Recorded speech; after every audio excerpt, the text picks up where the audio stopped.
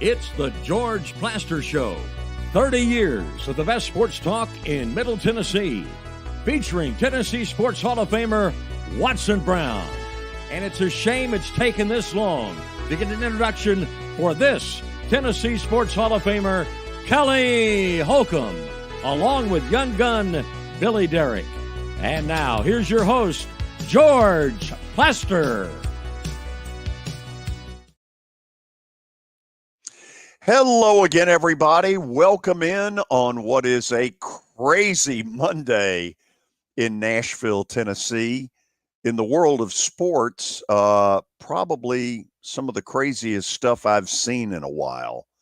The Atlanta Braves are fighting for their baseball life right now. Game one was insane. Braves 3-0 going to the eighth. Spencer Schwellenbach rolling. Bullpen came in and collapsed. 6-3 Mets, bottom of the eighth inning. Atlanta scored 4 in the bottom of the eighth to take a 7-6 lead. Ozzie Albies had a big bases loaded double that had that building as loud as I've ever heard it. And then in the ninth inning, with a 1-run lead, Pierce Johnson fed his gopher, and the result was a 2-run Mets homer and an 8-7 victory. Let's say hello first to Kelly Holcomb, who joins us from Murfreesboro. Kelly, you'll be glad to know game two is scoreless in the second. Yeah, I was looking at it in the top of the ninth, and they had one out. And what happened in the eighth inning, George? Crazy. You just went over it, but like it was wild. The Mets scored 6, the Braves scored 4, and it might be, for a game that really had, a lot of importance, the craziest stuff I've ever seen. Yeah, it had to be. That's unbelievable. And then because I was literally, I couldn't find it, but I put it on my phone and I saw where it was 7-6 Braves, one out in the top of the ninth. And you telling me that the dude hit a 2-run home run? I'm telling you, long gone.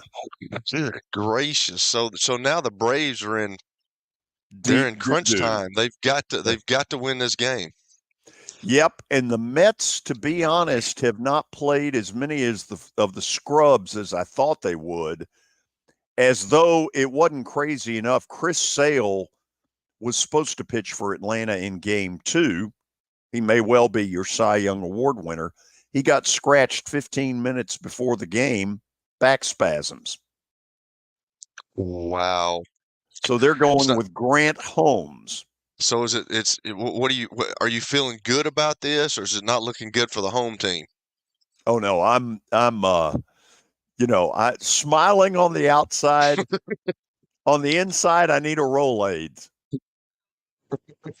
Let me check at its finest. Oh, absolutely. Let me check in with Billy real quick before we get to Terry McCormick.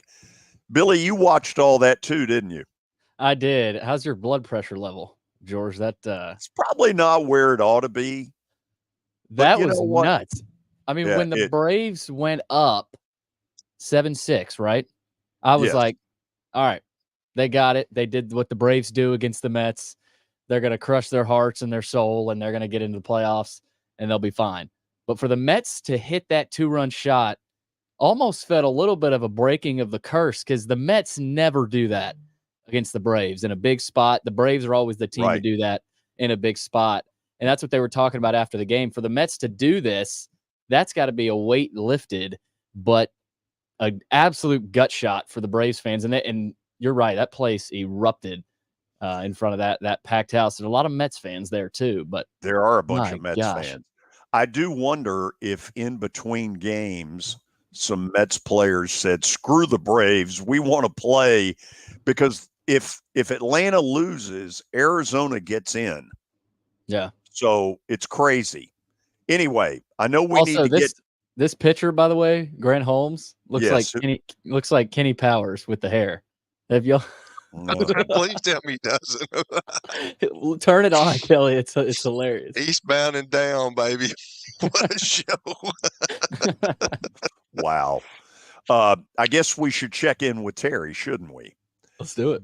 Daily Titans update on a day where the Titans have a Monday night football game in Miami.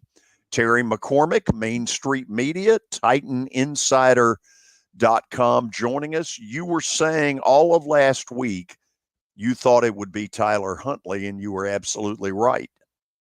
Yeah, it does appear that Tyler Huntley is getting the call from the Dolphins. He's going to start tonight, and the Dolphins and the Titans both are really shorthanded in this game. I think that the Dolphins are missing one of their offensive tackles, Teron Armstead, and they're also missing one of their corners out with a concussion. Titans could be without Jeffrey Simmons, who was listed as doubtful with that elbow injury. In fact, just a little while ago, they elevated Abdullah Anderson, a defensive tackle, for this ball game. And then they also elevated Trey Avery, knowing that Chidobe Awuzie was going on IR. And the other question is, what about L'Jarius Sneed? He landed on the injury report with a hamstring and limited on Saturday. That kind of came out of the blue. They rested him on Thursday, which is normal for him during the week. But on Saturday, their final practice of the week, he came up limited with that hamstring. And that is certainly concerning if you're the Titans, because he was the guy who was supposed to travel with Tyreek Hill and try to keep him under wraps. Terry, the trying to figure this season out so far has been a little unusual. Is your guess that with Huntley and a limited playbook that they will be nowhere near as explosive, the Dolphins, as they would have been with Tua? Yeah, well, I mean, Tua's their guy. He's the guy they gave $250 million or whatever it was to, and certainly he's one of the guys that makes that offense go, because while he doesn't have the strongest arm in the league, he's got a very accurate arm, and he puts those guys in position to catch the ball and then run after the catch, and that's what makes Hill and some of those other guys that they have so dangerous. So it won't be the same with Huntley, but Huntley will add an element of mobility. And so if I'm the Dolphins, I'm watching very closely what the Green Bay Packers did last week with Malik Willis, with a lot of those run pass options and whatnot that just really riddled and frustrated the Titans defense to no end. So if I'm the Dolphins, I'm borrowing some of that to see if the Titans can stop it. Terry, that's a really good point. Anything else about tonight, which, by the way, begins at 6:30, that you want to throw out there? Well, I think the Titans, certainly, both these teams have struggled to score points. I think the Dolphins are averaging 11 points a game, if you can believe that, and the Titans are averaging 16. So neither team exactly lighten up the scoreboard here. So if you were going to bet, George, bet the under, especially with the team, both these teams having protection issues, with Will Levis already having been sacked 15 times and the Dolphins already having knocked two quarterbacks out of action. Would you bet the under if it was Grant Holmes versus Joey Lucchese? Maybe. By the way, I heard him say he looked like Kenny. He looks like Rod Beck to me. That's exactly who I was thinking earlier. The former Giants reliever. Either way, he needs to see a barber soon. By the way, Jorge Soler just missed a home run. A homer by what? 6 inches? About, yeah. Whew. Almost got thrown out at second. Terry, this will be one of the stranger broadcasts because while I'll look into that camera, if you ever see me look that way, you'll know what's going on. All right. I'm headed over to Hard Rock. I'll see you. Talk to you later. Terry McCormick joining us on the show.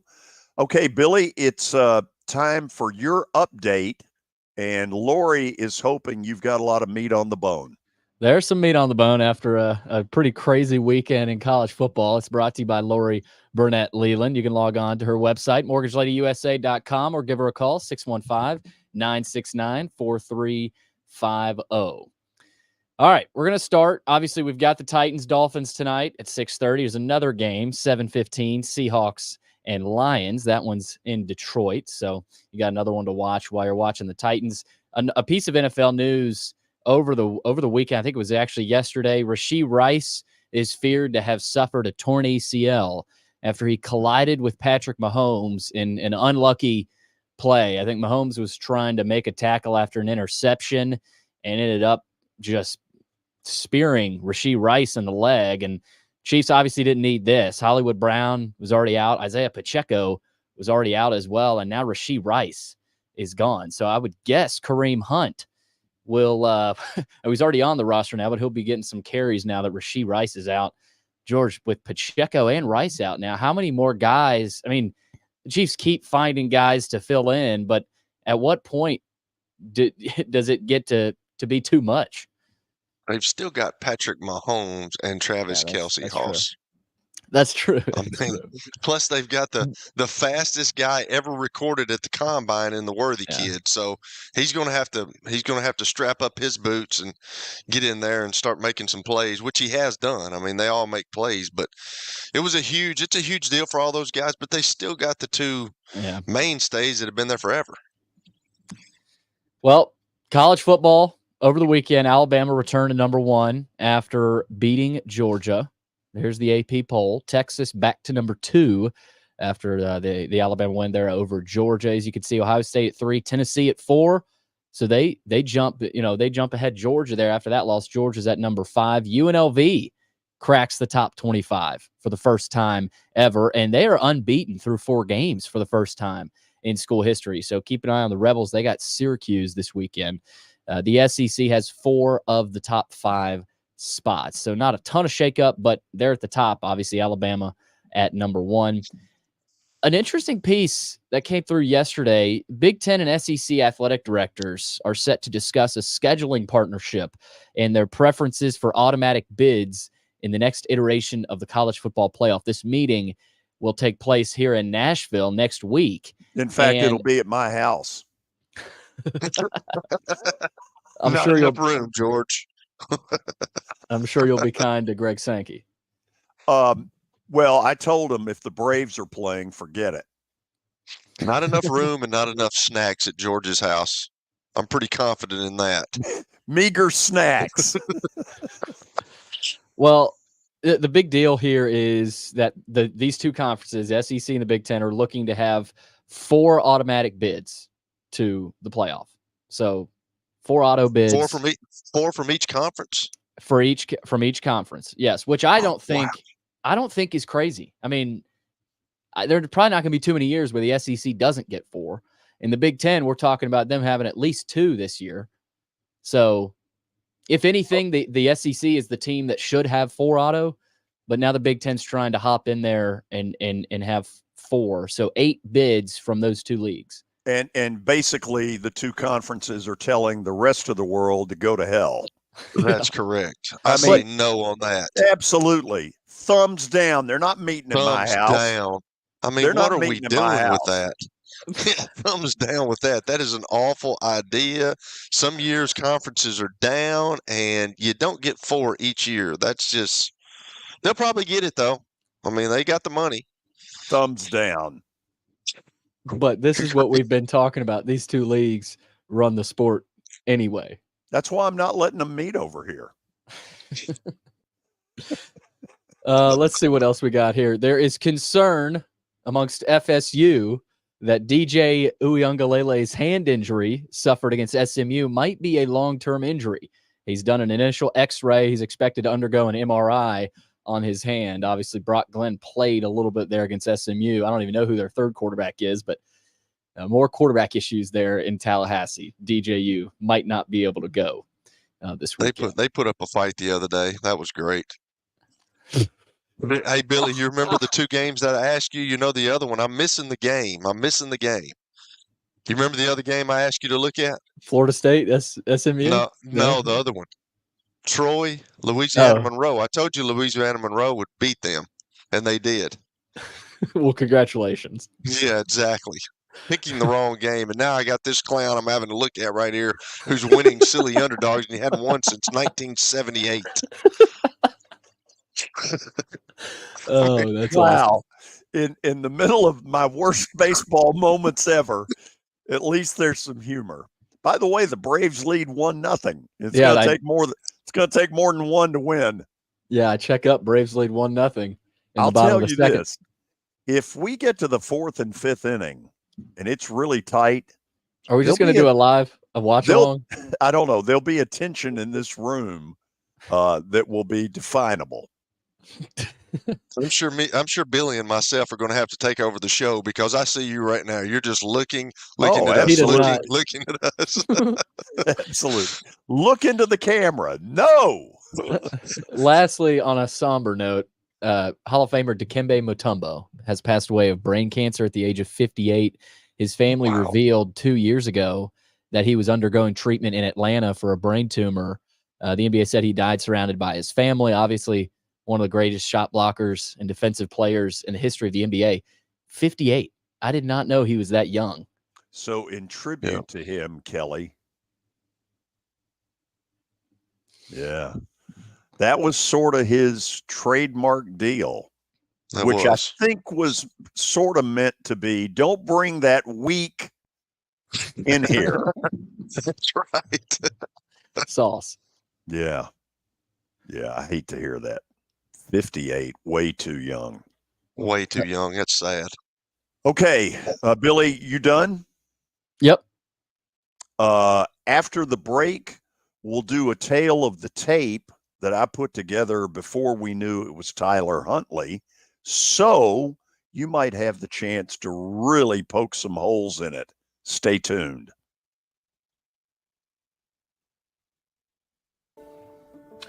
It was the most horrible experience that any mother could ever go through. I knew that I needed to get help.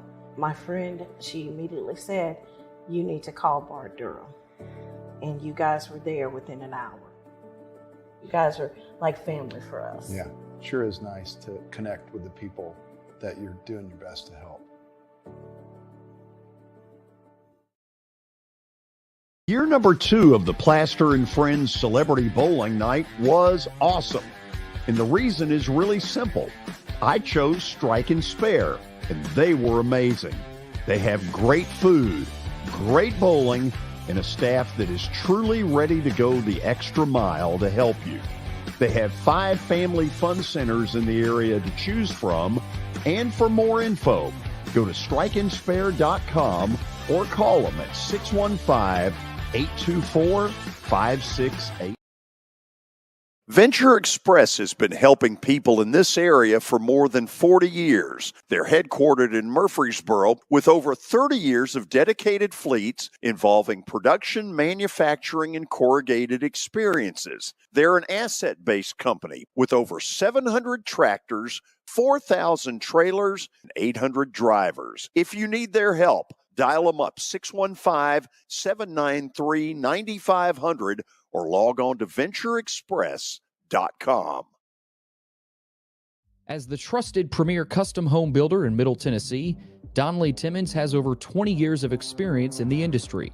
Whether you're looking to build your dream home or renovate your current home, their team will ensure that every client and every remodel is unique, luxurious, and completed on time within budget. Founders Dustin Timmons and Joey Donnelly have over 25 years of construction experience in the Nashville area. Together, they have completed projects in Forest Hills, Oak Hill, Green Hills, Franklin, and Brentwood. Dustin and Joey believe that communication is the most important aspect of all construction projects. Therefore, they personally manage each project themselves and are involved in job site activities on a daily basis. Their commitment to quality and integrity has earned them an outstanding reputation among their clients. Contact them to set an appointment for a free consultation or to view some of their completed projects.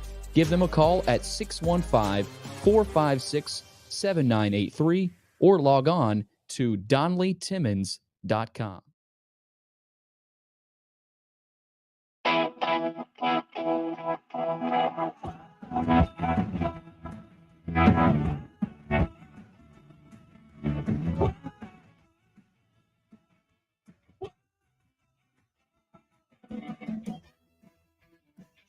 Okay, we welcome all of you back. By the way, if you're wondering, top 3 down in Atlanta with the Braves leading 1-0. Earlier today, they had the most incredible kind of gag, to be real honest, and lost 8-7 to the Mets. Mets scored 2 in the ninth.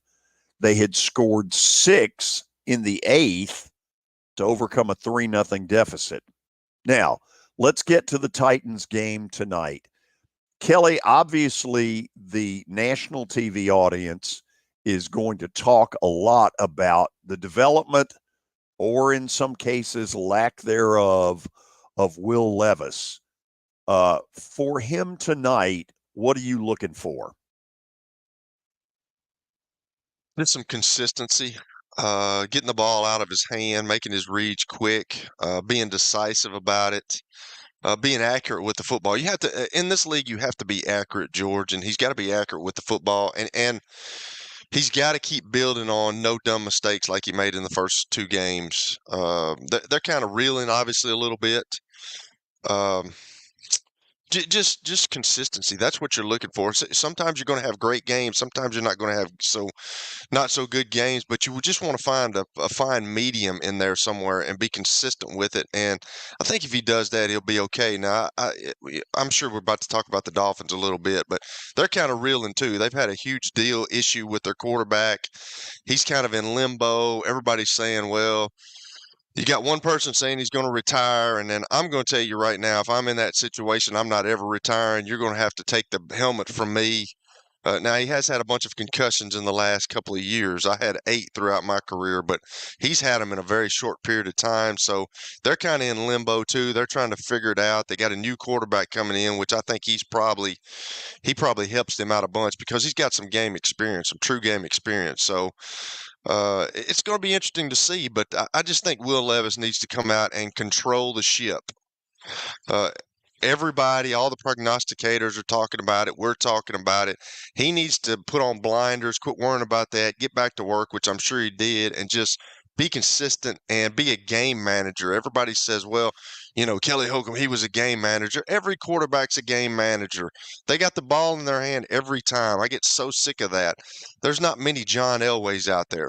Aaron Rodgers the same way. He's getting older now, but we're a game manager. We can't turn the ball over as a quarterback. You can't do that. And you got to put your team in the best opportunity and the best situation to win games and to move the chains and get the ball into your playmakers' hands. Whether it's short routes, whatever it is, get the ball into the guys that can make plays for your hands. Kelly, if you take away the 2 plays that have turned Will Levis into a national TV human punching bag, yeah, how would you rate him right now in the first 3 games? I Man, that's a tough question, George. I don't think he's been as bad, but those two plays stick out in people's minds. That's what everybody remembers. You just can't have plays like that, and everybody's had them. Everybody has those deals. I can. There was a couple of, I think, Tua a couple of weeks ago. He's trying to throw the ball out of bounds, and he didn't get it all the way out of bounds, and a guy intercepted it, and they had 3 turnovers. So it happens, but I just. That's what everybody thinks about. And until he gets past that, that's what everybody's going to think about. And I think he's, if I see what I'm seeing, I think he's a hard worker. I really do. I think he's getting better, but you've got to win games in this league, and that's what it's about. The completion percentage and statistics are all great, but when it comes down to it, as a quarterback, you have to win football games, and he's 0-3 to start the season. So he needs to get a win under his belt. And hopefully if he gets a win under his belt down in Miami, which it's a good game for him because last year this is the game that he played really well, and he brought those guys back in the last 2 minutes of the game. So he's got some good vibes in this stadium, obviously. I'm sure he feels confident about that.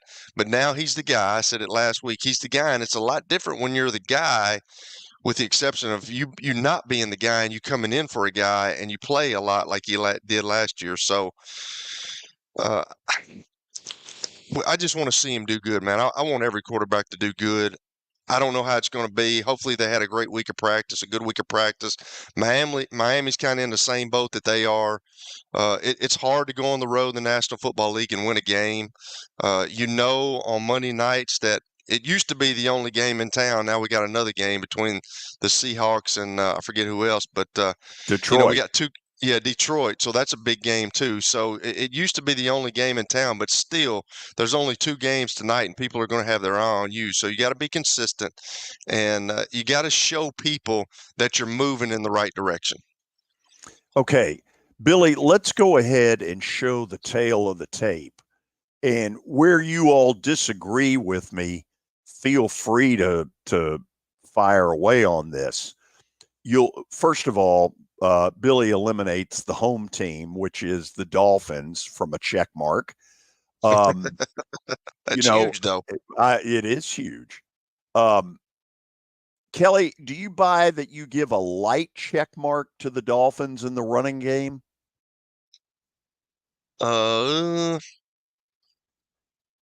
I don't know. I think that's, well, is Achane the one that's playing tonight? Billy, do we know that? Is he the one playing? Because I know that Raheem Mostert is out, I think. Yeah. Achane is their guy. He should be playing tonight. Yeah, Achane's a pretty good back. I think you got 2 backs. Obviously, with the offensive line, with the way that the Titans are on the right side, it's kind of tough. But I would probably say that's more towards the middle to me, if not leaning towards the Titans a little bit. And Huntley can run as well, so that's another thing. You might be right, George. That could be. I forgot about Tyler Huntley, and I think that's what he gives those guys, because he can turn something into nothing.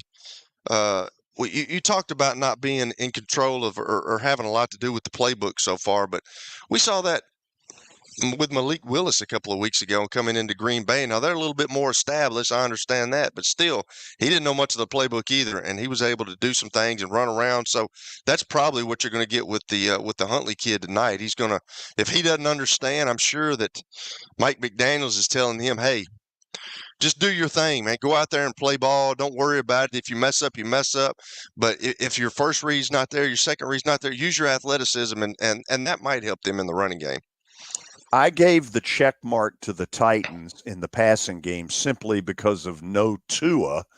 At the time, I thought it was Skylar Thompson, the former Kansas State grad, who would be their quarterback, who got absolutely nothing done a week ago. What do you think now? Where's the check mark go? I still think you got to go with the Titans, although it's been kind of inconsistent from the quarterback. But I think you've got to go. I think you've got to go with the Titans just because they're starting a new quarterback tonight. He hadn't been in the system. He's got playmakers around him, obviously, with Tyreek Hill and Jalen Waddle. I think they got the Barrios kid that was at Miami a long time ago as a slot guy. So if Tua's there, yeah, it's different, but he's not there. So I think you kind of got to lean towards the Titans like you have. Yeah, Titans have the passing advantage. Here's why. Since Mike McDaniel got to Miami, without Tua as the quarterback, he's 1-5. They're averaging 16 points per game, and the quarterbacks, other than Tua, because he hasn't been playing, 5 touchdowns and 7 interceptions. So the Dolphins without Tua are a completely different offense. They're a dumpster fire. Yes. I gave the Titans the check mark in defense. I thought they were extremely good in the first 2 games. Kelly, I'll be honest, in the third game, I thought the interception of Will Levis's that got returned for a touchdown, that seemed like a real deflator to the defense. I think it was a deflator to everybody. I really do. I think it was a deflator to the stands, to the coaching staff, to the guys on the sideline. But your check mark, I think you got to give it to the Titans as well. Although, did Terry say that Jeffrey Simmons is not playing tonight, or is he a game time decision? Is that what he said? He's certainly game time with an elbow problem, and that's a real problem. That is kind of a problem. And it might increase it to the middle of the field here on that one with Jeffrey Simmons, because Jeffrey Simmons is a huge. I mean, he's a huge player for this Titans defense, and he gets pressure from inside. Tavondre Sweat's probably going to do that. People have figured out that, hey, it's hard to run on the inside of these guys. Let's take them outside. So that's going to be a huge deal. But I'm kind of like you. You look at the Dolphins defense. I mean, they got Jalen Phillips outside, and they got Calais Campbell, he's my age, I believe. Good gracious! And then, what are they going to do with Jalen Ramsey? I mean, is he going to be spotting somebody? Is he going to stay on one side? Is he going to spot Calvin Ridley? Who's he going to go to? They've got some guys on defense, but I think you've got to give that to the Titans. Yeah, Tua going down, it feels like George has affected their defense too. They got pressure on them, to just shut out offense because their offense can't score. Well, they're also out there for more plays. Exactly. But going up against the Titans, and this could be an opportunity for the Dolphins defense to build a little momentum and confidence with a Titans offensive line that, as we know, has been inept. Okay. I gave the edge to Miami in the kicking game, and this has nothing to do with the Titans punter or their field goal kicker. This has to do with the fact that every team in the league has figured out if they need a block punt, bring the Titans to town. Kelly, I look for Miami struggling on offense to try to get some cheap points with a block kick. Well, that's a way to get them, that's for sure, George. When I was watching my son in greater North Dakota up towards Canada the other day, I was talking to one of the coaches after the game, and Murray had a block punt, and that kind of started North Dakota on their way to just killing Murray State, because it was a game. It was like 28-28. And then they blocked the kick or blocked the punt. And then after the game, he told me this, and I've told you all that stuff about Jim Mora, but he said if you block a punt, it's 88% chance that you win the game, which is unbelievable to me. I've never heard that stat. But if you can block a punt, it certainly changes the momentum in a game, and obviously the Titans have not been good in that. I want to ask y'all a question, though. I was thinking this last night when I was watching all this stuff. Do you guys like the new kickoff rule? The new deal where everybody's down there and the kicker's back here and they can't go get the ball until the guy touches the ball. Do y'all like that? Well, let me start this one.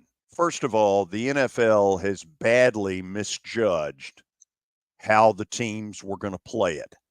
Yeah. And the special teams coaches have said, screw this. We'll just put the ball at the 30 and go from there. Yep. But Kelly, what I'm going to argue is that what needs to happen is the NFL needs to go back to putting the football on either the 20 or the 25, because there are too many kickers now that can get it there from 65. And it is really cheapening, to me, field position, because you've done nothing to earn the 30-yard line. And the NFL, they've screwed this one up. Yeah, I mean, there's no use. There's no use in watching it. I mean, go grab a sandwich or just take the kickoff out because I feel like that most teams at this point are just kicking it out of the end zone, and it's not even there's no return. Or the receiving team is not even taking it out.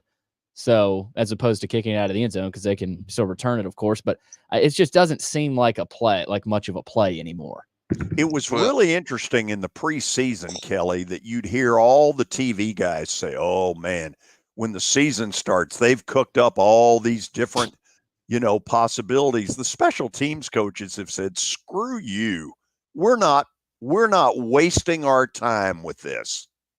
I agree. I really liked it because I thought it was going, and I obviously misunderstood it when I first heard about it, but I thought it was going to create an element of bringing the kicking game back, bringing the kickoff back, and it's awful. It really is. I don't know what you do, but now, like you said, these special team coaches are just saying, screw that. We're just going to kick it out of the end zone and we'll take it at the 30 or wherever it is. And we're just not going to deal with it. And I don't understand. I thought it would create more teams bringing it back. And I thought it would help. Like if you get it in there, in the landing zone, you got to take it. But if it's in the field of play, other than way deep, like more than 5 yards in the end zone, I think you should be made to bring it out. I don't know how you do it, but I don't think this is working, and I don't like it. No, the landing zone is now the dead zone. By the way, yeah, it's terrible. I put a final score up on this game, and I want you to ignore it. Billy, go ahead and put it up there. This is what I thought would happen with Skylar Thompson if indeed he played. That's what I thought would happen. I still give the Titans a really good shot tonight, but much closer. Here's the thing that I'm going to ask you two as well. Malik Willis came in here 2 weeks ago, and he was with the Titans. We know his story. He's been with the Titans. He was up there for a week or 2 weeks maybe. And he comes down and he beats the Tennessee Titans in Nashville. Now, it's with an established team, and I've talked about that. But what if Tyler Huntley comes in here and he's been there a week, and the Dolphins end up beating the Titans down in Miami with a guy that's been there for a week? Where is this ending? I don't know. What are y'all thoughts on that? Because we talk about this, and these quarterbacks have to be here, and then you've had Malik Willis come in here and beat these guys, and then if Tyler Huntley does the same thing, what's going on? I mean, that's a head scratcher to me. Well, the recipe would be that they win a huge time of possession. Yeah. They run the ball a ton, got a quarterback who's mobile, and they just run and run and run. And eventually you get, if you can run, then all of a sudden you get a defense out there too long. Tonight will be probably very humid in Miami. Right. Unusually hot for a night game. And my guess is that what they're going to try and do is just simply wear down the Titans. I can see that, and I can see their quarterback that they brought in, the Tyler Huntley kid. He can do that. And I'm sure that Mike McDaniels is telling them that if you don't feel comfortable, because there's things in the offense that they're going to call tonight, and he's going to be like, oh boy, I'm not sure what I'm doing here, and I'm just going to go back here. If he doesn't just take off running, he's got the athleticism to do that. So it's going to be interesting to see tonight just how the Titans play and how the Dolphins, how Tyler Huntley plays for those guys. Yeah, and I don't think Mike McDaniel is the quarterback whisperer that LaFleur is. I could be wrong, and maybe Huntley goes out and does what Malik Willis did against the Titans. But I have a feeling the Dolphins are going to have a harder time to do what the Packers did against the Titans. Okay, as we go to the break, I'll tell you that if you're watching this live, the Braves are up 1-0 in the top of the fourth, and Grant Holmes has looked like Cy Young so far, which has shocked me. But I think he's given up 1 hit in 3 1/3. So I'm going to keep my fingers crossed, hope that continues. After the break, we'll look at the 4th week of the NFL season, get Kelly's thoughts on a few things that have gone on as you watch and listen to the George Plaster Show. As you might be able to tell, my buddy Stan Harrison, he's an Alabama Crimson Tide fan, but he's actually here to talk about Apple Collision Centers. Hello, Middle Tennessee. I'm Stan Harrison, CEO of Apple Collision Centers, and we understand the stress it causes in having an automobile accident.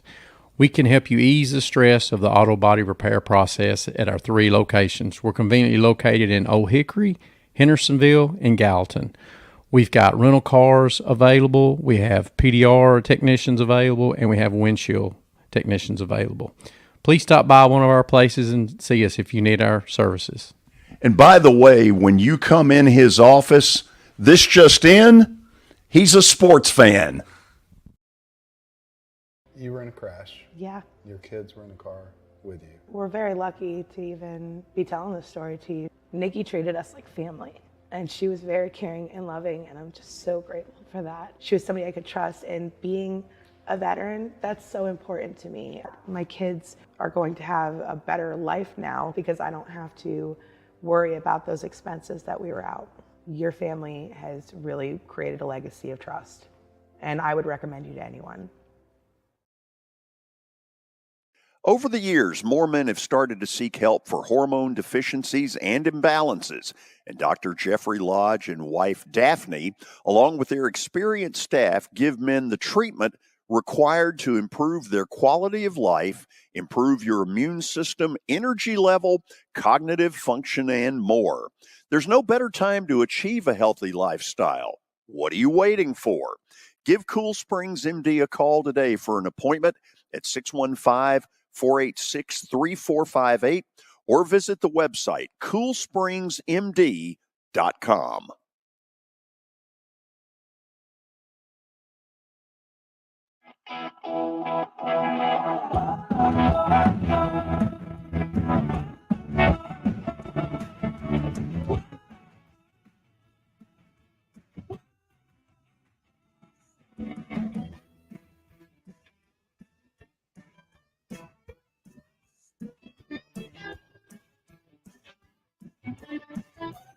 One nothing Braves going to the bottom of the 4th inning. Let's talk about week number 4 in the National Football League. Kelly, the Jets laid a colossal egg yesterday in losing at home to Denver 10-9. And after it was over, Robert Saleh babbled some load of crap about, their cadence. Yeah.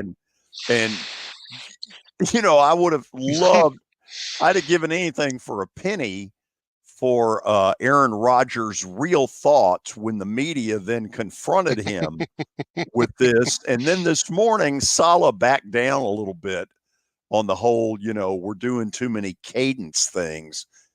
The Jets, to me, it's like a blackjack game. They have pushed all their chips in on this Aaron Rodgers 1 or 2 years. You can't be losing at home to a Denver team that had no offense. Yeah, but you got to be able to block them up front too, and they got to be able to protect the guy. They couldn't protect him yesterday, and that's I'm like you. I watched the interview, and he looked like he wanted to explode. He was just that much off exploding on that question. I don't understand how you say that as a coach. Are we going to settle for mediocrity? Or are we going to force these guys that are professional athletes that are getting paid to step up, as Coach Donnelly said, to the licking block? You got to fit, like, if that's going to help, because Aaron Rodgers is a master at that stuff. I became a master at that stuff. You have to use the cadence, and that can help you diagnose stuff. Diagnose guys bringing pressure from the outside or bringing pressure from linebackers or bringing a safety down. That stuff helps you.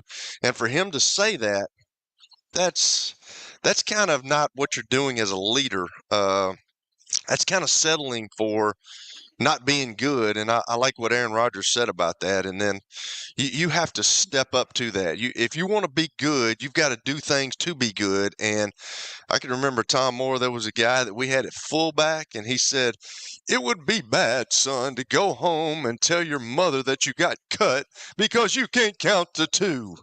And that was right, because he kept jumping off sides. When we went on 1, everything was fine with him. But when you went hut, Hut. Well, he's jumping. And, Tom Moore was right. But as a professional, you're getting paid to do that. Figure it out. As we tell Billy, grow up. Absolutely. Billy, welcome to the show. Yeah. Isn't the good news for the Jets, even though they sucked yesterday? Yeah, they still fact almost won the game. Yeah. Yeah. If they would not have missed that field goal, they still won the game. As bad as they played, as many sacks as Aaron Rodgers took, they still had a chance. And if you're a professional kicker, you got to make that kick. Isn't the better news the fact that Miami is struggling and Buffalo came back to earth last night? Correct, but still, Buffalo's they're pretty good, man. They got into a buzzsaw last night. It was it didn't start off good. The very first play of the game, the former Titan Derrick Henry, who is a mammoth of a man. I told my wife, watch this. This guy is huge, and these little guys are trying to catch him, and they can't. They couldn't catch him. And this whole narrative that people have been trying to throw. He's lost a step. No, he hasn't. He hadn't lost anything. He spends almost $1 million a year on his body with massages, with food, with all this stuff. Like, he has not lost anything. He just needed to be behind an offensive line that could block for him. So, in the nightcap that was on TV here, Kansas City won. It's the fourth game in a row that's been a one-possession deal. Kelly, is it the Rice injury? A lot of people think this is a crippling loss, but you sort of threw the other side out, which is we just assume that because it's Mr. Mahomes that it'll all work out fine. Well, so far it has all worked out fine, and everybody says next man up, which that's true to some point. But a Rashee Rice is a really big deal. But they lost Hollywood Brown too. So you keep plugging guys in, and then, I mean, they've won 3 Super Bowls with this guy, and he's going to get these receivers that come in or whatever, and he's going to take them under their wing, and this is what you got to do. But he's still always got that security blanket. And everybody was talking about Travis Kelce, and he's not getting the touches. Well, he caught 8 passes. Was it 8 passes yesterday? Yeah. Like, there's nothing wrong. Like, sometimes the game dictates when you get to somebody, and they try to take Travis Kelce away. And then now with Rashee Rice, when he was there, they can't focus on Travis Kelce. Now you got other guys around you, and I'm not sure they'll miss a beat. They're going to miss something. The worthy kid's going to have to step up and play. But as long as you got Patrick Mahomes back there who can make plays, I don't care who you put out there receiver. If you can't get Patrick Mahomes on the ground, which he's the master of being able to move around and buy himself some time, he can run if need be as well. He's very cagey with doing that kind of stuff. It doesn't matter who they got out there because as much as he buys his time, I don't care if George goes out there, maybe not George, but Billy could go out there and run a route and get open against these guys if you got 14 seconds. There you go. Y'all can stuff it. Let me tell you something. In my time, and it's been a while since it's been my time, I was a hell of an athlete. George, I've seen you walk around, George, and you talk about this tennis game. I might challenge you one day on that tennis deal. Well, you know what? I would love that. Okay, because I never play tennis, and I've seen you walk, Hoss. I might challenge you. Yeah, whatever. I mean, you could get embarrassed. All the pressure would be on you. You're beating somebody on Medicare, for God's sake. You should. Yeah, that's right. No, you should. So let's get to Jaden Daniels, who is, in a 4-week stretch, the likes of which we've never seen. Yeah. Is he going to come back to earth? Are defensive coordinators going to start doing things that begin to cause him trouble? George, some guys are just that good, and he looks like he may be that guy that's just that good. I really saw it I think it was last week. I forget who they were playing. Who were they playing, Billy, last week? Not this past week, but Cincinnati. The week before. Cincinnati, yes. On Monday night. And you saw it in his eyes. He was telling the coach, let's go. You saw the competitive nature of that kid right there. And golly, he can run. He's accurate with the football. He's pretty heady. He doesn't make bad decisions. I think the Commanders have got something special in Jaden Daniels. Unbelievable what he's doing right now. And if the coaches just let him play, I saw that competitive fire in his eyes against the Bengals. He was not going to lose that game, and that's something coming from a rookie. Yeah, this reminds me of what Stroud did with the Texans last year. Coach and quarterback, Cliff Kingsbury. I mean, watch out for the Commanders. They're 3-1 all of a sudden. I mean, to put up 42 points on the road against a Cardinals team that, they're not world beaters, but they've been pretty good this year. I mean, they're an NFL team. Yeah, the Commanders. Are they poised to win the NFC East now? Like Dallas is, like what is Dallas doing? The Eagles are kind of sputtering. The Giants suck. I mean, the Washington Commanders look as good as any. They might win that division. Why not? I mean, why not? Yeah, he is. I didn't think Daniels, he's not big, and I think there's still probably an injury concern. He could take one hit because he's just not the biggest guy, but he's doing it. I mean, he's good enough. Like he's skilled enough. Do you still worry about that, Kelly? That he's not very big? He's not very big, but there's guys that play the game that they're hard to tackle. He's one of those guys. You can't get him on the ground. He might not be big, but he's got that elusiveness. He's got that quick twitch muscle that can get away from guys. Some guys just have that innate ability where they can avoid tacklers and they don't take hard hits. He's that guy. There were some 4th and shorts, a couple of short yardage plays. He made one move and get the first down. His legs are going to be huge, just as big as his arm this year. Redskins, Commanders, whatever you want to call them, they are number 1 right now in that division. Good for them. Yep. After the break, we'll have stat of the day. We'll update you on what's going on in Atlanta, and then we'll get to a college football weekend that had as good a game as you will ever see. Stay tuned.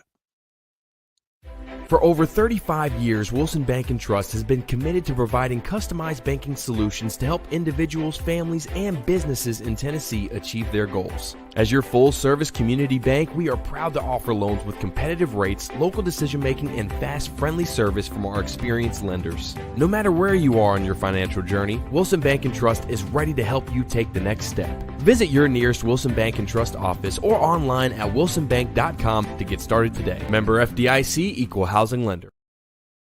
If you're having plumbing issues, there's only one guy to call. That's Adam Whitehead. As a third-generation plumber, Adam was born and raised right here in Bellevue. Customers praise his professionalism, efficiency, and personability. Adam is known for his prompt response to emergencies and for providing high-quality repairs at reasonable prices. His expertise extends to various plumbing issues, including sink leaks, dishwasher installations, and outdoor water issues. Call him at 615-485-1534. That's 615-485-1534.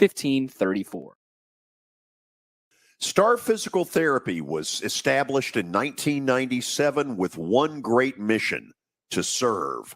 If you're hurting, don't wait to receive physical therapy. You don't need a referral to see their physical therapist, and early morning and evening appointments are available. Make the call to 615-673-1420 and get rid of that pain. Star Physical Therapy, the official health provider of Football Friday. Convenience and value, 2 words that we expect when we do business. Our goal at JHA Company is to deliver just that, both to our school partners and to our customers. Whether you're purchasing photos, yearbooks, class jewelry, letter jackets, school spirit wear, or senior graduation products, we strive to make the experience easy, convenient, and cost-effective. Find out more at jhacompany.com or call 615-867-6345 for more information. JHA, one source, one company. First bit of news is Chris Sale's being scratched with back spasms. Last night after the game, he'd been throwing all week just to keep his arm going. Went out to throw, or went to the cages to throw. Came in after and told us that his back was tight. We talked to him about it. He said, he's pitched with worse and so on and this and that. So we said, let's see how you feel tomorrow morning. So around noon today, I came into the office, and the more we talked about it, the right thing is to not, it's not an IL, it's a day-to-day thing. But again, if we could have him pitch and it was safe, we would do that. But regardless of where we want to go, we need him. We need him going forward. So Grant Holmes will start today's game, and that's part of the, trying to piece everything together right now with timing of all that kind of stuff. So that's why I'm here now. That was Braves General Manager Alex Anthopoulos on the Chris Sale news today. So no Sale. Grant Holmes pitching for the Braves right now and not doing terribly. He hasn't given any runs. Braves lead 1-0 going into the 5th. Correct, George? Billy, yes. There will be a tension as you get to the middle and later innings after what happened, number one, in game 1, where their bullpen gagged. And they gagged with 2 or 3 people that have been lights out for them all year long. Rysel Iglesias, Joe Jimenez, Pierce Johnson, who's been a gopher ball machine over the last 6 to 8 weeks. He's on my you-know-what list. The gopher ball machine. Yes. All right, let's get to stat of the day, brought to you by Adam Whitehead Plumbing here in Nashville. You can find them on 8076 Sawyer Brown Road in Bellevue. 615-485-1534 is the number. All right, speaking of Jaden Daniels, he leads the league in completion percentage with 82%. Who is right behind him, second in the league in completion percentage? Okay, Kelly, let's think about this for a minute, because the easy answer in most years would have been Joe Burrow. But I don't think so. Not the way they've been playing. Josh Allen? Nope. I wouldn't think so. Out west. Could it be Matthew Stafford? You think Stafford, Brock Purdy? I wouldn't think it's Purdy because Purdy goes downfield more. I'm thinking more of a check down Charlie that really gets to a high percentage.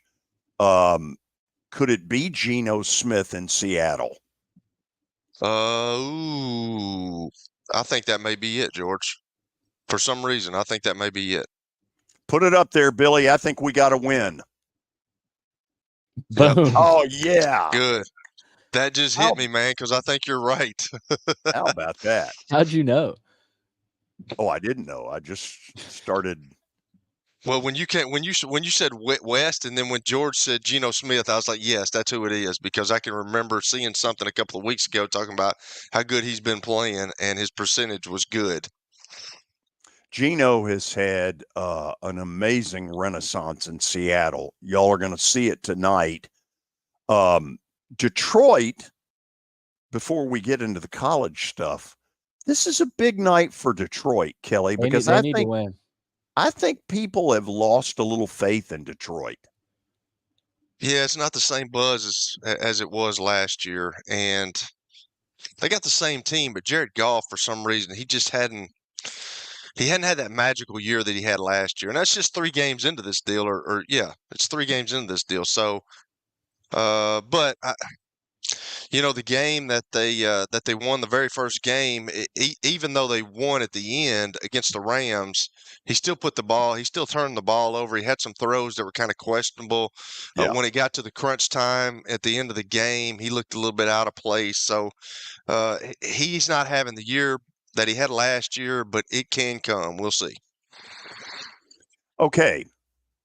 We reached the 5 o'clock hour on a day where we're not on radio because of the Braves game that is now in the top of the 5th inning with Atlanta leading 1-0 in a game they have to win to get to the playoffs. And if they were to win, it would be San Diego tomorrow night out there, 7:30 Nashville start time, but a little early for that. And that's one. So, is that the one game, George? No, it's now a 2 out of 3. Okay, got it. And they'll all 3 be in San Diego. So there's no more of the 1 game deals in the wild card. That's been bagged. Thank God. Mets have first and second with nobody out. Oh gosh, that's not good. No, it is not. Pucker up. Yeah, buttercup. Okay, Let's get to the college football stuff, and Brian Snitker has apparently seen enough and has given it one of those. We be going to the bullpen. Goodbye, Kenny Powers. Goodbye, Grant, who gave him 4 no-hit innings with 7 strikeouts. Anyway, Kelly, I know you didn't get to see it, but the Georgia-Alabama game, if you thought the Braves-Mets was crazy today, this thing Saturday night is the craziest college football game you'll ever see. I did. I watched the highlights. I actually called Billy, and Billy didn't answer his phone. He's acting like he's president of the United States and won't answer his phone. Then I called George, and George, I was in the upper Midwest somewhere at 10 o'clock at night or 8:30 at night, and I was trying to find the game. And you think you would have it up there? No, they had nothing. And I had it on my phone, and I was watching it on my phone, but I was like, good gracious, it was 28-0 at one point. And you cannot start a game better than Alabama started it, with the help of a few mishaps by the Georgia Bulldogs. And then I watched it on the highlights. Man, it was that guy right there. He may be. Don't he got to be the Heisman Trophy favorite right now? He almost had 500 yards by himself against a really good Georgia Bulldogs team. And even Nick Saban said that at College Game Day, like Pat McAfee was going on about this and that, and Nick Saban butted in and said, hey, you don't have Jalen Milroe. They've got to stop this guy. This guy is a nightmare for defensive coordinators because he can throw the ball, and if there's nothing there, he can run like a running back, which he did the other night. It's amazing what that young man did. Him doing what he did. I mean, he was good last year, but like he never had a game like that last year where he was just unlocked, it felt like, by Kalen DeBoer. And, it felt like they had held some stuff back for this game. I mean, that looked like a totally different Alabama offense. Now, they hadn't really played anybody up to this point, so you understand it. But, I mean, what Milroe did, I think, goes up as one of the better performances by an Alabama quarterback. I mean, on the ground and through the air. I mean, yeah, Ryan Williams made some plays, but Milroe looks like a lot different quarterback than he has in the past. Kelly, kind of talk to everybody. You've played at a level where you see this, where, you'll hear momentum has shifted. And there clearly became a moment where momentum shifted, and it was all Georgia. How does that happen? Well, they said that Kirby was not crazy in the locker room at halftime. He just said, what are we going to do? Let's just keep playing ball, guys. Just keep playing ball. And that's what you have to do. They've got guys in that locker room, in the Georgia locker room, that can get back into any game. I think they've lost 3 games in how many years? And they've lost all 3 games to Alabama. So he just said, let's keep chugging away at it. Let's just keep playing. And that's what they did. And they end up leading the game in the fourth quarter, which is unbelievable to me after they were down by, was it 28-0, guys? Yep. Yes. 28-0. They come back. That just shows the resilience. And he said that he knew his team wasn't going to quit, but then they go down. And then the very next play, Jalen Milroe throws the ball to a kid that's supposed to still be in high school, 17 years old, and he makes one of the biggest plays so far of the college football season. He not only catches the ball, but then he takes off running, and he makes the 2 Georgia guys look.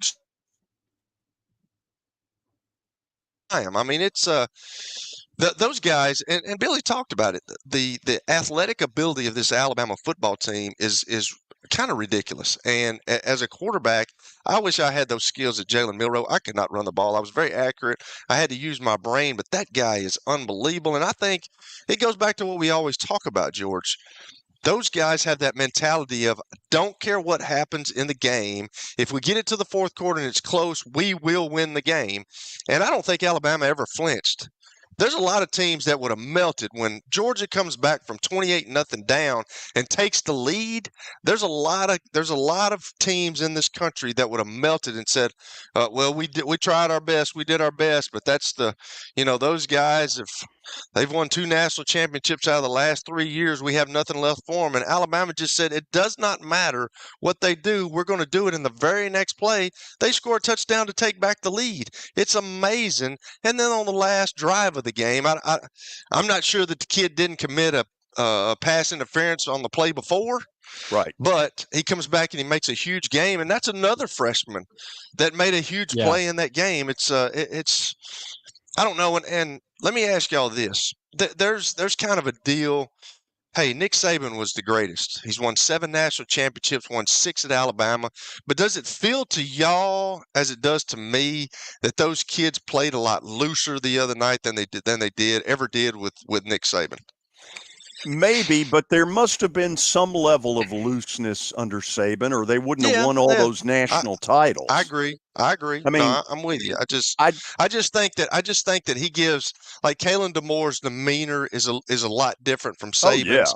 And I think when you're a quarterback, you can play free. Sorry, Joe. Take Billy. I'll say that it feels like there's less rat poison. Yeah. Do you like that? That's a good point. Yeah. I think Kelly's having a tough time over there. But anyway. Is he going to live? Well, I mean, what's his condition at this point? I don't know. I'm good. I'm good now. I choked on a seed. So you're going to live? I'm going to live. I hope I'm going to live. I pray. Yeah. If the good Lord says I'm going to live, I'm good. But maybe we need to talk to the good Lord, Billy. So I would contend that only the upper echelons, after Georgia got the lead at 34 to whatever it was, 34, 33 or whatever it was, only the top teams in America, the ones that are so used to winning, those are the only ones that would have come back. Yeah, but who are you talking about, George? The Ohio States of the world, maybe the Michigans of the world? Maybe 5 teams in the country. Yeah, that think Ohio they can do that. State, maybe. Bama, certainly, because Bama, look, there's got to be a pucker up factor. All of a sudden, you've been outscored 35-0. I'm guessing your deodorant doesn't work. That you're starting to get really clammy, like is about to happen in Atlanta. They got 4 more innings to throw shutout baseball to try to get to the playoffs. I'll guarantee you there's some people there a little nervous. Oh, yeah. And I would claim that only programs like Bama, Ohio State, Michigan a year ago, I'm ruling out Penn State, maybe Oregon. I don't know. There aren't 5 that would have come back after Georgia took the lead and beat them. I agree. Yeah. I totally agree. And it may only be Alabama, to be honest with you. I don't know. Maybe Texas, if Quinn Ewers is in there right now.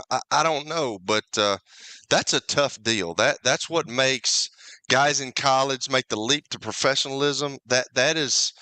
That's what makes the professionals good, when they can do it when the chips are down, when everything is stacked against them, when Joe Montana is getting hit by Jerome Brown every play and he's just patting his guys on the tail and saying, hey, we're going to get him, and then the Philadelphia Eagles are killing them, and then at the end of the game, Joe Montana brings them back. Not many guys can do that, fellas. Okay, let's go to other games in the SEC. The big upset was in Oxford, where, if we're being honest, nobody thought Kentucky would beat Ole Miss. But it's now twice that Kentucky has taken a national title contender to the wire. They lost to Georgia 13-12. They win against Ole Miss. Are we missing something on Kentucky that we never saw? They've got a really good defense.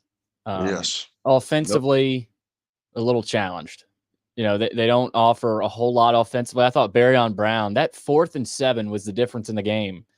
And what a difference a week makes. We were just talking a couple weeks ago. Mark Stoops elected not to go for it on a 4th down against Georgia. He goes for it on 4th and 7, deep in his own territory, inside their own 30-yard line, and they throw up a heave to Barryon Brown, the Nashville native. He comes up with it, and that, I thought, is what won the game. And Lane Kiffin, after the game, said that caught them a little off guard, this play here to Barryon Brown. So, I give a lot of credit to Mark Stoops in Kentucky here that they did enough to win the game. To go on the road as a 17-point underdog and beat Ole Miss, I think that says something about your team. Now, maybe Ole Miss was caught a little flat-footed, but still, you're right, George. I think Kentucky's legit. Now, they're a low-scoring team, and they kind of suck you into their style. But I think there's some teams in the country proving you can win that way against some teams that can score points. I mean, Ole Miss hadn't been held to that many points in a while. So credit their defense. Their offense, aren't world beaters, but they can do enough. So I think Kentucky is dangerous. But Kelly, if that's the way you got to win games, that's what you got to do. And I didn't realize it, guys. But Kentucky is on their 5th offensive coordinator in the last 6 years. I didn't realize that. So if that's what you have to do as Mark Stoops, is play really good defense, don't let the game get out of hand, which he didn't in the Georgia game, and he obviously didn't in this game. But your offense, it gives your offense at some point in the game to make a big play to get you over the edge. And if you got a great defense, I can remember Tom Moore talking about the Pittsburgh Steelers back in the 70s. He said Terry Bradshaw could throw 8 interceptions, but he always knew that we had the Mel Blunts of the world, all those guys on defense that could stop people until he got himself comfortable and confident. And then that's when we started winning Super Bowls. And if that's the kind of team you are, you have to play to that, and Mark Stoops is doing a good job. And I guarantee you this, after that 4th down that he didn't go with it in the Georgia game, he probably had some soul searching and said, if that happens again, not going to do it again. And that's probably why you got that 4th down call in this game. So this is the 2nd week in a row that an SEC power has been taken to the brink. Vandy took Missouri to double overtime. To Missouri's credit, they won. Ole Miss got taken to the brink by Kentucky. The problem is they didn't win. And guys, when the committee has to sit there and start separating, this is a bad, bad loss. Yeah. I agree with you. But if Kentucky keeps on and they keep winning, it might not be as bad a loss as you think it is right now. Yeah, and Ole Miss is still in a spot. If they go 10-2, they'll make it. But if they lose, they got at South Carolina all of a sudden now. Off a bye. Gamecocks off a bye. If they lose that one, they can't make this loss too. If they lose that one, all of a sudden you're looking at an 0-2 start in SEC play, and you've got must-win games. You've got a must-win game against Georgia. So, and that's not a good spot to be in. So they cannot make this one 2 losses. They've got to take care of business in Columbia. Now, before Alabama ever took the field, their arch rival Auburn proved once again, if you don't have a quarterback, you don't have squat.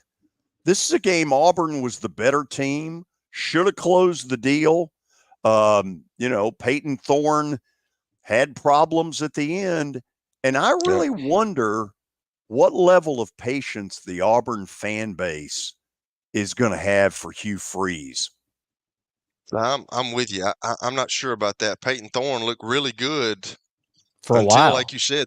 Yeah, until like you said at the end of the game, George. And then they're playing against a kid that is a freshman, and the Hawkins kid, who really doesn't understand the game, but he can use his athleticism. He had a big run early in the game to score a touchdown. If he learns how to play, he's a pretty good player. And if he can throw the ball and learn how to play a little bit from the pocket, now they're going to move him around and use his athleticism. But man, if he comes on, then now you got to start looking at Oklahoma as well. But I'm with you. Like Hugh Freeze, like he looks like he's lost right now, and that's kind of never been his MO. He's always been the guy that has the answers, but right now he doesn't have any. Yeah, he's not a good enough coach to be throwing Peyton Thorne out there week in, week out, or Hank Brown, a freshman or sophomore, whatever he is. I mean, until he realizes that you have to have a high-level quarterback to win games in the SEC, I don't think anything's going to change. And maybe he's realized that, But I mean, you lost, like you said, Kelly, that's a perfect point. You just lost to a quarterback that's playing his second game as a college quarterback. And yeah, he's a good runner, but Oklahoma looked inept offensively against Tennessee. They go in and put 27 points on Auburn and totally outcoach Hugh Freeze and Auburn. So I'm with you, George. At what point do these Auburn fans start to say, all right, go get a quarterback or else something's going to happen. Something's got to give. And I think Auburn has to go get a running quarterback. There aren't too many modern day pocket passers anymore. Now there's some, but Billy, what I don't know is, because I'm going to assume that while I wouldn't trust Hugh Freeze as far as I could throw him, that the man knows some offense. Okay. And I'm guessing that he knew in the off season that he had a problem and apparently didn't land anything that he thought was worth landing in the transfer portal. Maybe his ego got into it, which with thinking that he's obviously made a huge mistake in the quarterback going to get one like that. And his ego got involved, and he said, we can coach him up. But I've seen so many instances that these guys come in and they think they can, hey, it's the way the last staff coached him. He didn't coach him right. We can figure it out. Well, if a guy's like that, it's hard to overcome that, George. And I will say this about the Hawkins kid, too. One good thing that he didn't turn the ball over, which the other quarterback in the Tennessee game, good gracious, he was wide-eyed and he was scared to death, it looked like, and he turned the ball over. If you don't turn the ball over and you got a great defense like Oklahoma's got, you're going to be in most games. Well, I don't think Auburn has any answers. I mean, it's the two quarterbacks, Peyton Thorne and Brown, the kid from Lipscomb, and they've tried both of them with very little success. So at this point, what does Hugh Freeze do? I don't know, it's but not like he can just go claim somebody off of waivers. It doesn't work that way. He's going to have to figure what they can do. They can do well and go with that and try to keep it close and try to not put them in positions where they've got to make plays. They can just be consistent and manage the game. But like I said, Hugh Freeze has always been that guy who he knows offense. You just said that. He's always been the guy to have answers. Right now, doesn't seem like he has any because the guy that's behind center is not giving him the answers. If this goes on a third year, because this is year 2, and the thing that's pissing off Auburn fans is they don't see any improvement. They see it looking exactly like it did in year 1, and going to the Birmingham Bowl is not what they brought him in for. And George, another thing too is they brought him to compete with the guy with the team that is kind of northwest of them. And it's not going to happen. You're not talking about Mississippi State, are you? No. They've got those guys have got a dude that can coach. Yeah. And they're not going to fall off much. So if Hugh Freeze don't pick it up. Now, us saying this, watch Auburn beat Alabama at the Iron Bowl this year. Who knows? I mean, that's a crazy game, and it can be like Gene Chizik can be 2-10 and then give Alabama a battle. But right now, they're really behind the 8 ball. Billy, let's put up what I have put together as sort of my, mock playoff right now, and y'all can poke holes in it all you want. There are some changes. I've got Alabama now over Texas because Alabama's got to win against a top 5, top 8 team that Texas doesn't have. The other one that's getting, at least at the moment, the automatic bye is BYU. Now that Utah has lost at home, it's got to be BYU, doesn't it? Yeah, I would have never guessed that either. I would think that every year BYU has a deal where they lose to somebody that they shouldn't lose to, and then the season tanks from there. And right now they've got some big wins in this early season, and they look really good, George. Billy, I dumped Miami, and put Clemson in. I watched a little bit of Miami Friday night. They didn't look impressive at all. They couldn't stop the run against a Virginia team a Virginia Tech team that Vandy beat.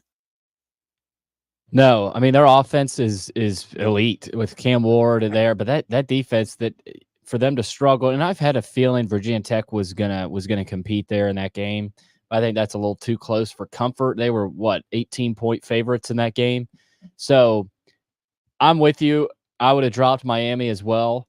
And I think, bumping Tennessee up over Georgia is probably the right move at this point too. Watching what Alabama did over Georgia, Tennessee can do just that as well. Now it's in Athens, but I think Georgia, you saw some real flaws in Georgia that some people have talked about for a while that really popped up. Now they came close to winning it still, but that Georgia team is flawed. Everybody's flawed, but that Georgia team is more beatable, I think, than maybe a lot of people thought originally.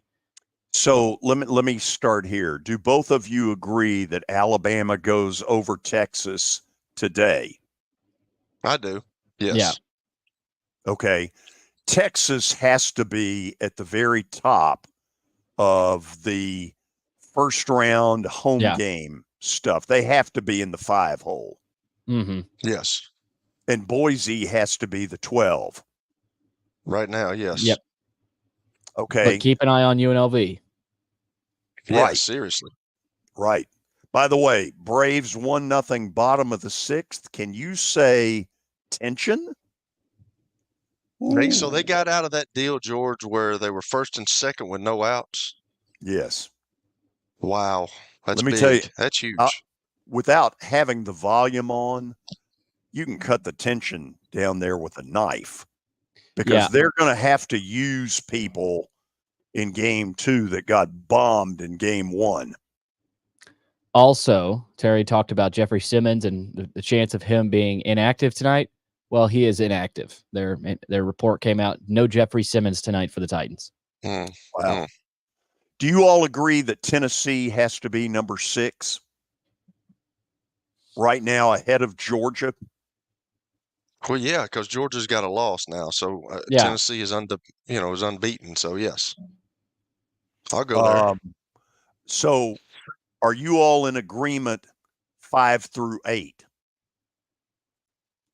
Yeah, Penn State. I mean, I was watching that one against Illinois.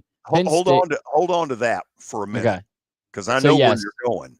Yeah. It dawned on me. I'm good with it, George. I think it's okay because I've said that I thought that Oregon would win the Big Ten. I don't know if they will. I mean, Ohio State looks as good as usual, so it's going to be between 2 and 8 right there. Who's win the Big Ten? I firmly believe that. I don't think Penn State's got a shot to win it. No.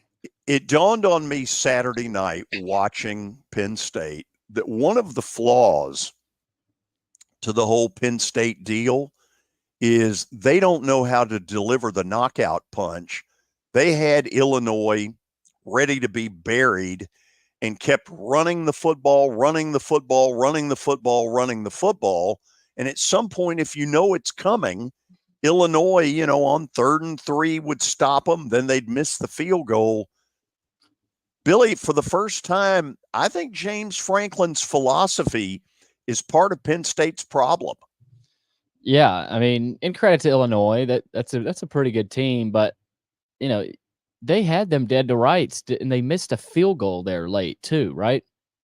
Yes. That obviously should have been made.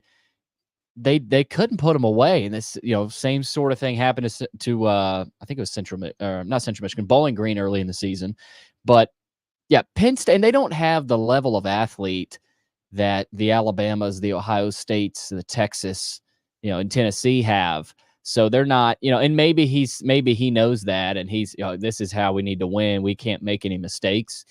But you're also not going to, you're not going to beat any elite teams that way. So yeah, Penn State could get into playoffs. I don't see them doing much in the playoffs though. I mean, I just their style. I think you're right, George. They don't, and Drew Aller, I don't think they trust him. No, and I don't. That's what I was going to say. That do not. If you're doing that on 3rd down, And you're doing it multiple times. You don't trust your quarterback, and that's what's happened. Yeah, and he was a lot of talk that he's different. He's got a great arm. Well, where's this arm? They're not using this arm of his, so that's a concern. So, anything you all would change from what I put out there? Well, I want to say something about Clemson. Like after Clemson got beat by Georgia, they have been clobbering people. Mm-hmm. It seems like they're out to show people that, hey, everybody's down on us, but we're the Clemson of old.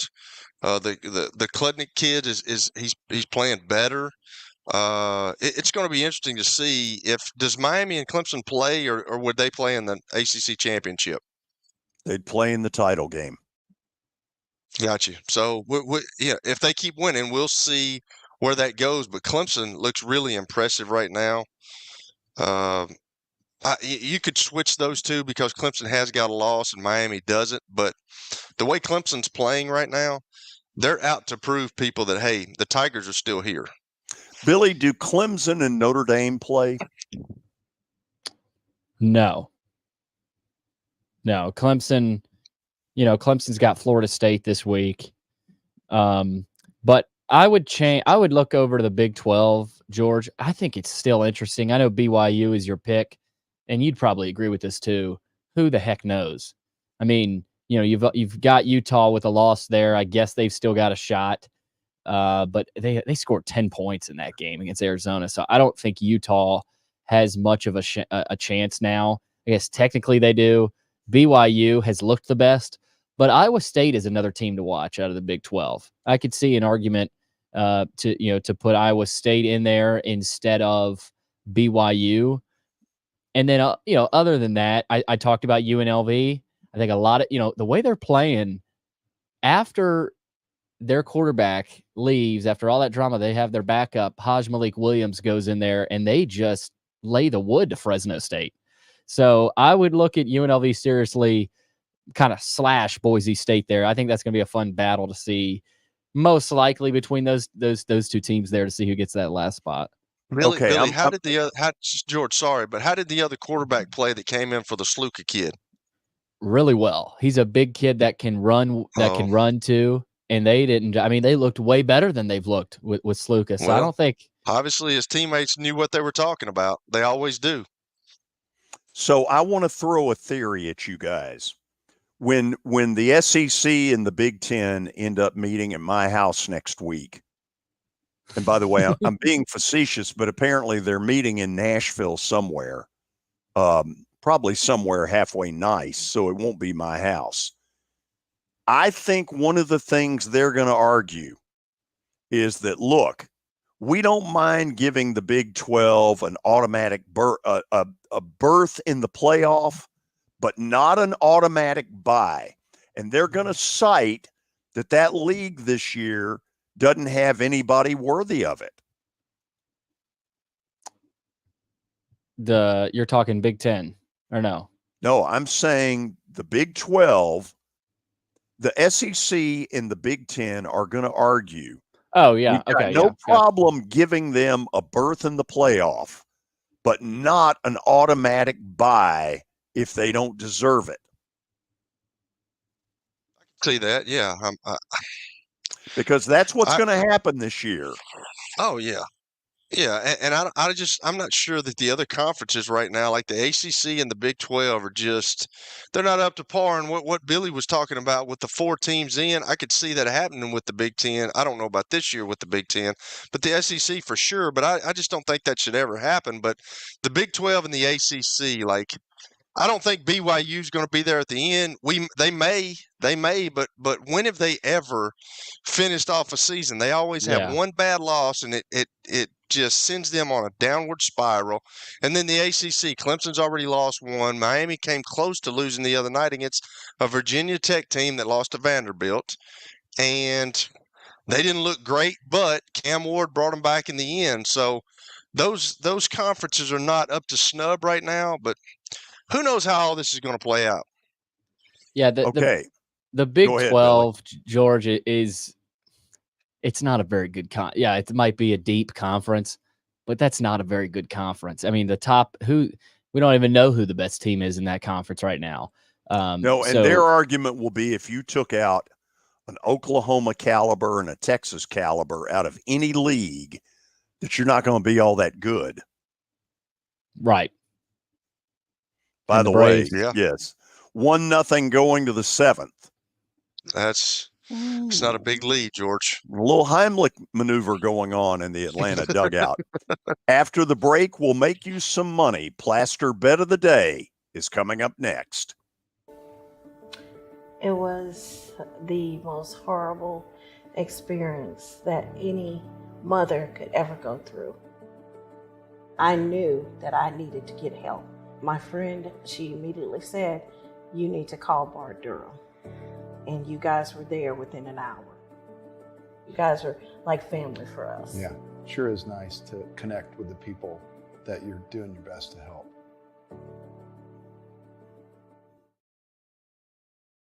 Year number 2 of the Plaster and Friends Celebrity Bowling Night was awesome.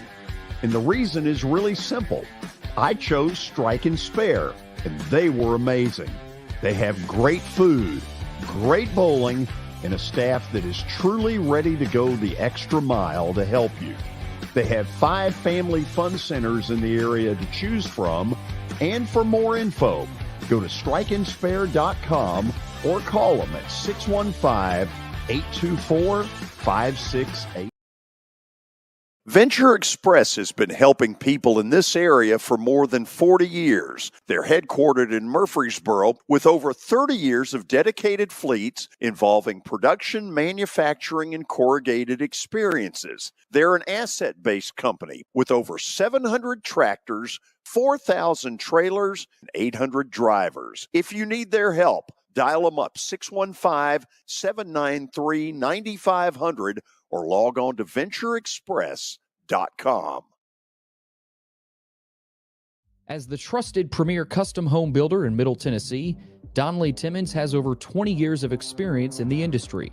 Whether you're looking to build your dream home or renovate your current home, their team will ensure that every client and every remodel is unique, luxurious, and completed on time within budget. Founders Dustin Timmons and Joey Donnelly have over 25 years of construction experience in the Nashville area. Together, they have completed projects in Forest Hills, Oak Hill, Green Hills, Franklin, and Brentwood. Dustin and Joey believe that communication is the most important aspect of all construction projects.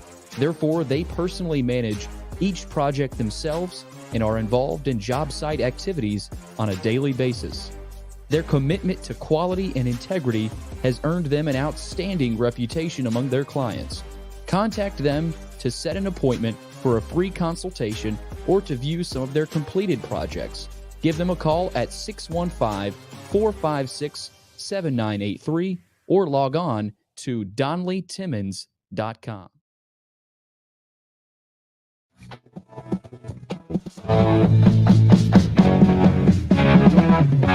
Final segment on a Reaction Monday. Again, no radio today. The Braves own that slot. They're up 1-0 on the Mets in the top of the 7th, trying to hold on and secure a playoff spot. All right, let's get to Bet of the Day, brought to you by Bart Durham Injury Law.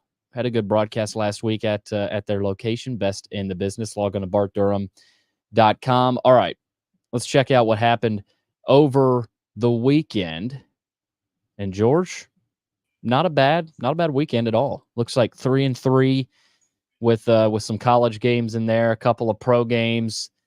That Texas one was, whatever. Yeah, I give Mississippi State some credit. I mean, they were down 14-6 at the half. And I'll say this, in a game where you felt they could get slaughtered. They made it tough on Arch, at least for a little bit. The Steeler pick was very disappointing. JETS, pathetically disappointing. So we get to tonight, and Kelly, there has been a lack of zip, a lack of buzz about the Lions. I think that'll change tonight. They're not used to a lot of Monday night telecasts. Their crowd at Ford Field will be really into it. And I think Detroit not only wins, but they cover the 4 against Seattle. Okay. I think Jared Goff's got to play a little better. Seahawks are having a really good year, and Geno They Smith, are. the whole organization. It's amazing how Geno Smith came into the league. He didn't make it at the Jets. He set for a long time, and now the guy has kind of revamped his career in Seattle, and it seems like the organization is behind him. They gave him a new contract. He's second in completion percentage. So, hey, go Geno Smith. I'm happy for him. That seems to be a common theme. I know we've talked about this, and maybe we can spend a segment on it, but the amount of quarterbacks, whether it's Sam Darnold or Geno Smith or whoever, that have just revitalized have revitalized their careers here in the last 2-3 years. That's a theme. And I think front offices now are looking for that next guy. Who's the guy this year? Titans might be in the market for that. We'll see what Levis does here, but and it's really worked at some franchises. Now it's a luck of the draw type thing, but I just think that's interesting, Kelly. Hey, you've seen a lot of that here in the last few years. Right place at the right time, man. It's all timing, and sometimes you just don't fit somewhere, and then other places you go, and it just feels right. And that's what's happened in Seattle. Hey, Billy, before we leave, the Braves are 7 outs away. That's what they need in a 1-0 game. But let me say this. I give the Mets all the credit in the world for the integrity of the game, because there was a lot of speculation that it would be just this side of a major league team versus a minor league roster. And the Mets haven't done that at all. And I would think the Arizona Diamondbacks are very appreciative of that. By the way, 7th inning stretch now in Atlanta, 1-0 Braves. So they are 6 outs away. But I give the Mets some credit, because Arizona deserved to have the integrity of the game upheld, whoever won game 1. Yeah, and I thought, but these two teams are rivals. I mean, the Mets hate the Braves hate the Mets, and the Braves, let's face it, have owned the Mets. So I'm not stunned to see the Mets come out and maybe twist the knife a little bit in the Braves. That's not going to be easy to. I think the Braves probably hold on here, but I was not surprised by that, George, especially with the hatred, and it's the amount of times, you remember Chipper's comments. I forget what year it was, but it was a young Chipper. I saw it on Twitter today, how, he was confident that the Braves were going to beat the Mets. I guess it was a playoff series or what have you, but the Mets got past that, and now they're trying to twist the knife. I'm not surprised by it at all. So George, it would be an awful thing too if the Mets played their guys, which I like that, the integrity of the game. But if they know they're in the playoffs now because they've won one game. So if they got one of their key players hurt in a meaningless game, I don't want to see that. I don't want to see that. No, absolutely not. I mean, but sometimes things like that happen. But I'm with you. I like the integrity of the game, and let's play it. You got to play our best. Here's the other thing I don't want. This game going to extra innings, and that stupid put the runner at second base decides who gets in the playoffs and who doesn't. Are they going to change that? God, I hope so. That's pretty dumb. Danny Evans doesn't like it either, right? That's like some Bush League stuff that we used to do when I was coaching my kid when he was 8 years old. I mean, put the guy at second base. That's what Major League Baseball has done. Yeah, it's dumb. I mean, come on. By the way, look at that crowd, Billy. You got a lot of empties up there. Yeah, but there are a lot of, for a midweek, doubleheader that started at 1:00, it's a pretty good crowd. It's got to be muggy down there too. Gosh. Oh, yeah. It's muggy in this room. Listen, y'all behave. I'll see you tomorrow, and I'll either be pumped or really pissed. Pumped or stuffed. Exactly. See you tomorrow. Behave. See ya.